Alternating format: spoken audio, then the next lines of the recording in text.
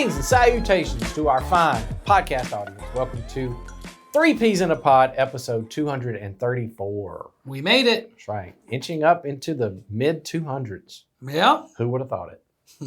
Not me. Anyone who Not saw me. episode 233? Well, no. See, I said on 233, if you don't send us a question, you got, and that's the nature of our podcast. You never know. We are driven by our questions that are sent to us. Driven. We're just propelled forward by your thoughtful, wonderful, we do it for the insightful fans. questions. That's what we do. We do it for the fans. We do it for you guys. Oh, yes. Those of you who are watching, listening. The super fans. We got super We fans. have super fans. So we have a question today based on, it makes reference to an Old Testament passage, but also then points us to the New Testament. Which is a good approach. Always. I'm just saying that is the approach. Don't just point to the Old Testament passage. Ask us how it deals with Jesus. There you go. If you're just asking Old Testament questions, Yes. you're gonna get some dangerous answers. That's right. So we may have to read some Bible today, y'all. Uh-oh. Well, that's not good for us. So we will get into it because they ask about a particular passage and then ask a question. So the first question is, can you please explain Exodus 33, 18 through 23? So the question most people are going to have is, What is that? What does that say? So here's what And that I'll is. say, when I saw the question, I also went, okay, let me figure out what this person's talking about. Because Well- I know around what happens in Exodus 33, but those particular verses I did not know off the top of my head. Which, can I just say, by the way, that is not a sign that you're an any better No, Christian than no, of anybody course else. I've had people walk up to me and ask me questions like, what's about, and then they throw out a verse and Yeah. I go, you're going to have to tell me what the verse says. Right. And they seem I should, because this is off topic, but have you seen on a lot of movies, like they'll portray the Christians or the pastors as being able to quote book, chapter, verse anytime they want to? That's not realistic. No, Not honestly, for most people. I know very few. Well, and honestly, the people I know who do that really well, what I know is, those are your go-to ones. Yes. Those are the 12 to 13 that you just had. Well, I have known people that have the whole New Testament memorized word for word. Well, there you go. I've known those people as well, but those are, you can probably count them on one hand. They're rare exceptions. Very rare. So, okay. So here is the passage that they were asking about. Context is Moses is up on the mountain with the Lord. This is the second time. He received the 10 Commandments, the Correct. law, comes down. Israel is worshiping a golden calf. He breaks the tablets. Yes. This is the second trip up. Him and the Lord are talking to each other. And in verse 18, which is the first verse they reference, Moses said, "Now show me your glory." And the Lord said, "I will cause all my goodness to pass in front of you, and I will proclaim my name, the Lord, in your presence. I will have mercy on whom I will have mercy. I will have compassion on whom I will have compassion. But," he said, "you cannot see my face, for no one may see me and live." Then the Lord said, "There is a place near me where you may stand on a rock. When my glory passes by, I will put you in a cleft in the rock and cover you with my hand until I have passed by. Then I will remove my hand and you will see my back, but my face must not be seen." He's camera shy. There you go. And the question that follows that is, why could God not be looked at, but Jesus could? That's a good idea. This is a theological question about the nature of God and the Trinity and all of that, right? Yeah. So where do you want to start on this discussion? I think whenever you read, and this is what I was praising you for at the beginning. I think whenever you read Old Testament passages, which right now I'm leading a group of people and we're just reading through the Old Testament. But part of our nightly routine when we do that is at the end we say, okay, where do we see Jesus in this? Or how does this help us understand Jesus in a different way? Because I think it's a both and. I think Jesus helps us to understand these Old Testament passages, but sometimes you understand something about the work of Jesus by seeing this, what he's up to in the Old Testament. And so I think you asking, well, here God says you can't even look at his face, but then people are touching Jesus. They're walking around, they know, and they're able to touch his body. So what's the deal? I think that's, and I always say that when we lead through it is, and I'm not saying I don't know an answer to this, but I'll often say, I don't know the answer to your question, but you're asking the right question. Yeah. The question that is presupposed, which is, what is it about God that in some way Mhm. he is so big and so powerful that if you even got near him, he'd be like a furnace that would burn you up, Mhm. right? Or he'd be like the sun that would blind you. Mhm. But at the same way, is small enough and tender enough that you could have a meal with him. He could prepare you dinner, right? Or for Mary's case, he could be within your womb. Mm. Yes. That tension, I think, is the question that the incarnation Yeah. presupposes. Well, and the incarnation, let's just be honest, is a form of revelation.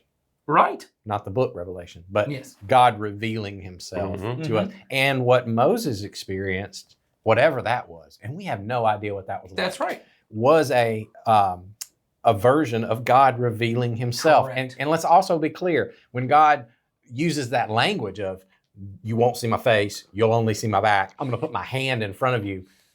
Please understand, all of that is figurative language. God doesn't have hands, feet, and faces and all that. Backs, That's none Backs, of those. none of things. that.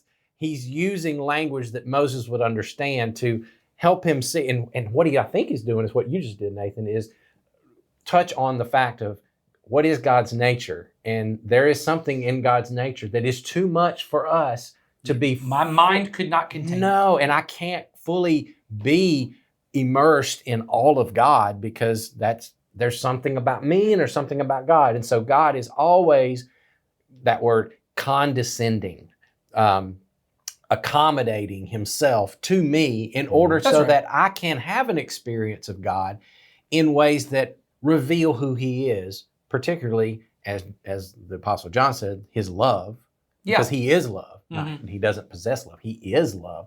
And so how does that work? How can God show himself as love to me without overwhelming me? And I Yeah. think what Moses experienced in that passage that we read, that's what that was. And the incarnation, Jesus, God in a body, also was doing that for us. So it is God revealing himself to us. So I'm not saying certainly not saying it's a great question, but why can we not see God and then we see God? I think that doesn't really, I think you're missing the heart of what's going on here. It's not so much of a visual seeing God. Yeah. Like there's this, what Jesus said is himself, God is spirit. Yeah. So there's not just this entity sitting somewhere on a throne somewhere that I could walk up to. You know what I'm saying? Mhm. Mhm. I'm struggling to even come up with words because that's who God is. Yeah. He's not understandable. And I think it's misunderstanding the nature of Jesus. Jesus is God, Yeah. but Jesus is fully human. Mhm. And this question, I think, is overplaying the God part and Mhm. underplaying the human part. Exactly. You all know that when you first sort of pre-read the question, I said the answer is Philippians 2. Mm. And it's there where it says, Paul tells us that Christ emptied himself. Mhm. Mhm. He let go of all that he became fully, completely, totally human. Yeah. We tend to think that he was acting like he was human, Mm. but he was human. Mm. And he just showed what it was like for a human being to be totally submitted to the Father. I only do what the Father tells me to do. I only say what the Father says to say, which has been available to all human beings Yes. all the time. Mhm. Jesus just completely lived it out. And so the reason you could see Jesus was a human. Yes. Jesus is a human. Is a human. Jesus is a human. I just heard somebody say this and it just rocked my world. I don't say we're going to get into this discussion, but I never thought of it this way. Somebody said, what does it mean, the fact that there is a human being within the Trinity? That's right. I Right. mean, that just, Yeah, that's the. I never That's sat right. with that Well, for a Jesus while. did not. That's the difference, and I don't think we even talked about this last time we talked about the ascension. Mhm. Jesus ascending Mhm. means that he is still alive in a human way, Yes. just in a different aspect Yeah, of being. and We whatever. don't think we think often Jesus ascended, went back to a spiritual form, but Jesus Mm. ascending His is body. a form Mhm. that he is still in this resurrection body. somewhere. Enough so that Stephen sees him standing at the right hand of God. That's Right. Mhm. Yes. It's Now we don't know what the right hand of God looks like because God don't have no hand. Yeah, well, Well, and You then- know, but he means standing at the seat of power is what Yeah. the right hand of God means. Well, and Uh, just today, so in our on mission reading, then there's this other aspect, because this is what I would say too, is Jesus is the full revelation of God. Mhm.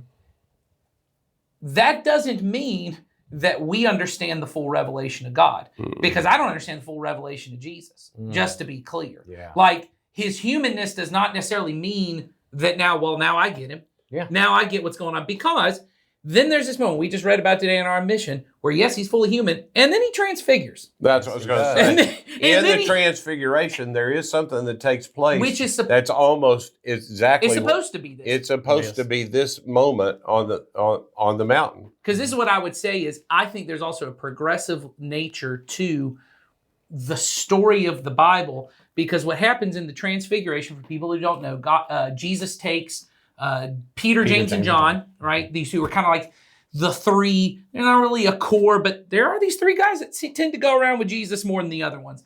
He takes them up to a mountain. Well, he reveals more to them than he does the rest. And because just before that, in this is we're reading out of Mark. This is in other ones, but this one actually begins with Mark 9 begins with a continuation of the previous story in Mark 8, where he says, "Hey, you guys, some of you are going to get to see the Son of Man come in his fullness." Then he takes them up 6 days later, And they see it. and he reveals himself, and we don't even know what that means, other than it says he started to glow. And it was, his clothes became whiter than anyone could ever bleach them. Yep. That's what it says at some point is, and that's even that, to your point, is that's this way of, they're trying to describe what I saw made no sense to me. That's right. And who's there with him? Moses Yes. and Elijah. Uh-huh. And these two, because Elijah also is a person who God says, I'm going to make my full presence come by. And when Elijah sees it, when Elijah experiences God's presence, it's in a still small voice. I know. Right. It's the opposite. He takes him up to a mountain, to a cave. Mhm. He hears thunder, which Jason didn't read all that, but that's in there, where the mountain has smoke coming down from it. There's fire. There's rushing wind. There's lightning. It tells us, because some people get too close to the mountain, they actually get struck by lightning and die. There's this massive storm, and God says, "I'm not in any of that. I'm in the still small voice that's with Elijah." So the two people that we get this kind of experiencing the presence of God in a limited way are there with Jesus in this transfiguration. And these three fishermen, these, in their culture, unholy people, are there to see Jesus in this transfigured moment. And that doesn't necessarily mean it's even the full thing that Moses experienced, but it's supposed to call back to your memory. They went up on a mountain like Moses and Elijah did, and then Moses and Elijah are there. And they hear them talking about the resurrection. yes. They just want to stay there for a while. And then all of a sudden, they hear the voice of God say, "This is my son whom I well pleased." And the other two guys are gone. Yes, it's just this, it's this bizarre moment that you look at and go, okay, so something is happening here that is in Jesus that is more than what Moses experienced. And this is what Paul would eventually get to, where when Moses comes down from this mountain, he's got to veil his face because his face is shining. People can't look at him. And then Paul says, and we with unveiled faces. And he's talking about just all of us who haven't even physically seen Jesus. We've seen his We glory. can go into the glory of God. And we live with unveiled faces. It's not glowing on us like it is other people, but we somehow are experiencing it. There seems to be, and some theologians refer to it as progressive revelation, as if God's revealing little bits and pieces as he goes. Dallas Willard, I know, refers to it as progressive apprehension, or I didn't know that this was a form of that word, but it's better to say for most of us progressive comprehension. Right. It's not apprehension like I'm afraid of something. It's apprehension is I'm apprehending or comprehending it. He would say, I believe his version of it is, God is always just revealing himself to people. But because of people's understanding of who God is, they comprehend it slowly and in different ways. And so someone like Abraham, even though he has this direct interaction with God, does not understand God in the way even that John, the apostle, does when he walks with Jesus, because Jesus says, Abraham wished he could live to see this day. That's right. And it's not that God goes, I'm not going to show it to you because I don't want to show it to you. It's that Abraham doesn't have this picture that someone like John has because he knows the law and the Well, prophets. we're all standing on each other's shoulders. I mean, Yes. we all get to build on the people before us and what they understood. And I think even this picture of Moses, I think, and I'd have to want to go back and read the whole passage. But so, it's come, they've thrown the tablets down. It's really clear God gave them the covenant that he's made with us. It's been 400 years. They haven't heard the name of God. They don't know any of that. He calls them the desert. He reestablishes the covenant he made with Abraham, said, I'm going to give you a promised land. And when Moses comes down with it, it's really clear people ain't interested in no covenant. They already got scared and they've turned back to what they worshiped in Egypt. And Moses throws the tablets down as a symbol of this covenant is broken. Yeah, it's done. This is done. So when he goes back up and it's God says, okay, I will pass before you, that's a part of covenant making. It's yes. it's cutting Yes. open, they would cut the things. He does the same thing with Abraham. He puts Abraham in a sleep and he passes in between That's right. the pieces. I think the same thing is true with Elijah and the small voice and all of that. They are in a time where the nation of Israel is turned dark, dark, dark away. And Elijah thinks he's the only prophet. Now it turns out he's not. He fights off all the prophets of Baal on a mountain. And then he's afraid for his life and he runs away. And God again passes before him again to reestablish, I am with you. And I think just before the resurrection, these three are called as witnesses again to say, hey, this is for real. This is all you've been taught, all this you're standing on. He is the Messiah like you've wondered about. He is the one. And now you get to see his glory. And so that even on the way down, they're talking about, and they say, I wonder what they meant by resurrection. Even after they've been on the mountain, what could that possibly mean?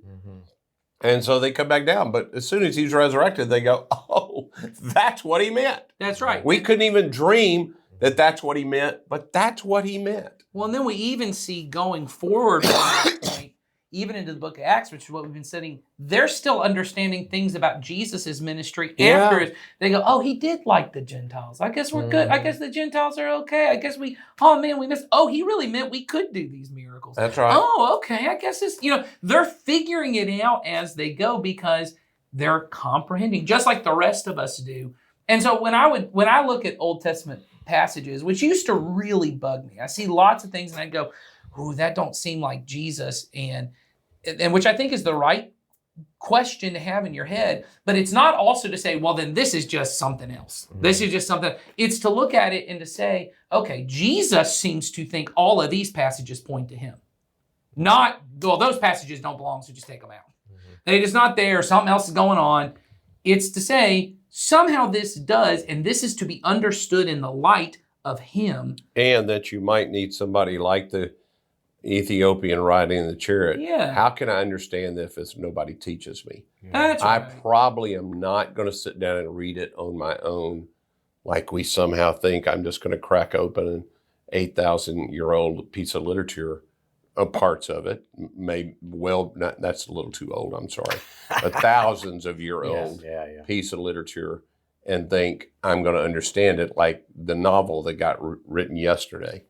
Well, and I would say too, that's the importance of reading it in community. Because I'll say one of the joys for me of this group that I'm reading the book of Genesis with is as we all start to, we're just reading through these things together. And we have, I tried to do my best to set up some teaching around it, but then really every time we read it, to have conversations together, the things that other people are pulling out for me that I totally missed. Yeah. And they'll go, do you think this is a reference to this? And I'll go, oh my goodness, I've never seen that before. I've read commentaries on this. I went to school for this and I never saw this because ultimately I believe that's what God wanted is, hey, let's all know these stories inside and out. So even what you heard us do here where we're pulling, oh, that Elijah thing. Oh, that's right. Oh, that Moses. Oh, that's right. Oh, and there's this thing. That it's so within us that we're able to pull out these understandings and it would inform now how do I go live knowing that God is nearer to me than even he was to Moses in that moment. Moses had to go up on a mountain And Moses could only see his back. And like we've already said, that's whatever that anthropomorphized. means. But Yeah, he whatever it didn't is. get to see the fullness. That's clearly the part that God's That's trying right. to make clear. Is whatever that means, you ain't seeing the whole thing. Mhm. Paul would say, we get to enter the glory of God. Hmm.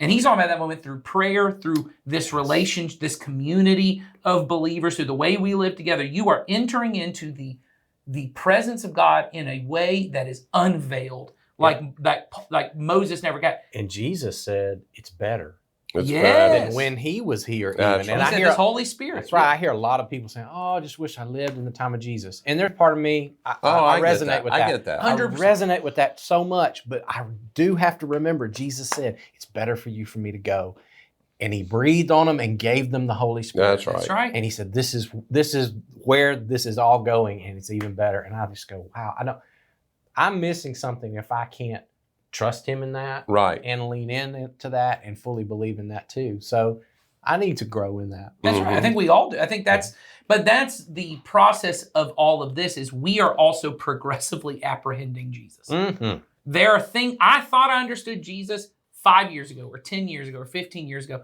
And now I understand, I think, more than I did. But I'm also now holding very loosely what I think I understand now is what 5 years from now I'll probably look and I don't know what it'll be, Yeah. but it'll be something that I'll That's go, right. whew, I didn't get that. And That's that's what right. that's why we need eternity. That's right. That's right. Because that's going to be our journey through Yes. eternity. Can you imagine being, 1,000 years into eternity with Christ and knowing more of Him then than you did on day one? That's right. And then 10,000 later, knowing even more and That's right. experiencing even more. And it just grows from, like the scriptures say, we go from glory to glory to glory. Yes. That's the same language that is in that passage that Yeah. you referred to in That's Exodus. right. Show me your glory. Well, it's going to take a while. It is. Yeah. Yeah. That's Yeah, great. that's So, good. all right. Anything else on that one? I didn't That's want to cut good. anybody off, but I felt like we were grinding down to the end of that. So, okay. All right. As always, links in the description for you to send us the questions that drive this podcast on to the next episode. So here we go. And I believe we are going to have a next episode. I believe we're going to have a next I believe episode. that too. I believe it. It'll be a great, thoughtful question coming from you guys, and we will do, hopefully, our best thoughtful job of answering it. We will always do our best. That's right. Whatever our best in that moment That's is. right. And you can determine if that's good or not. That's right. Yes. So we'll see you next week. We'll answer another question, hopefully. See you then.